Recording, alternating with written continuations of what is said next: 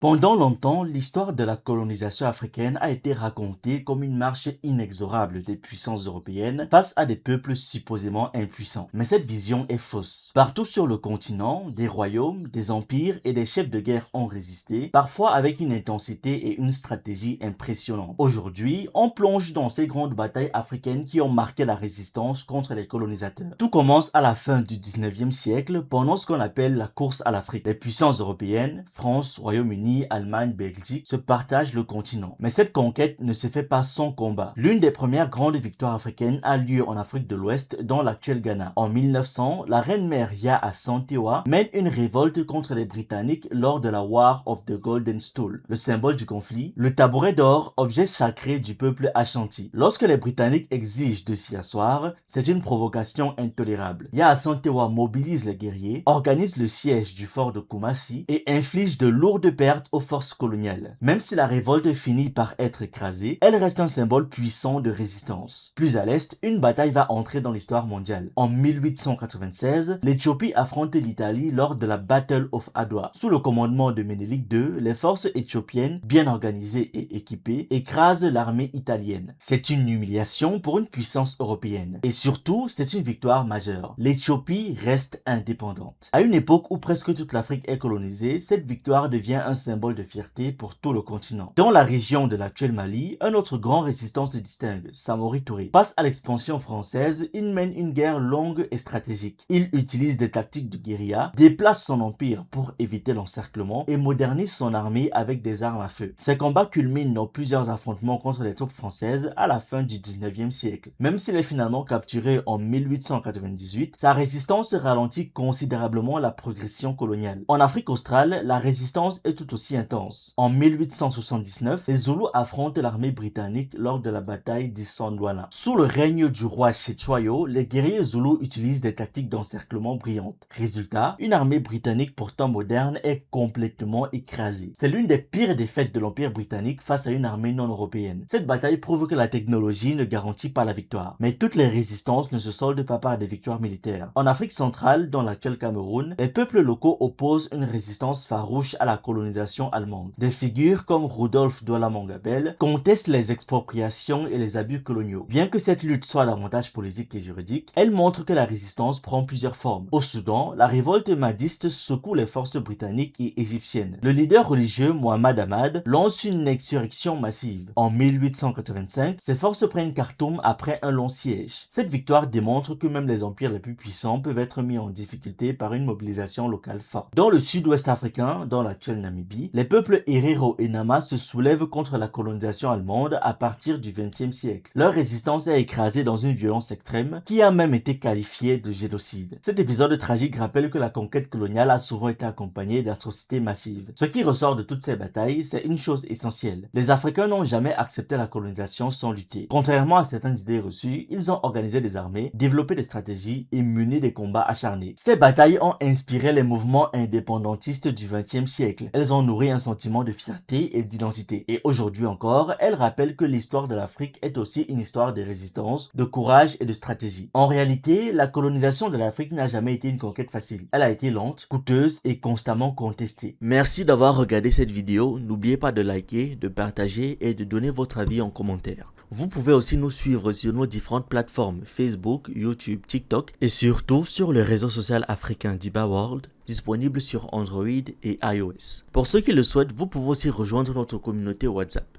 Tous les liens utiles sont dans la description.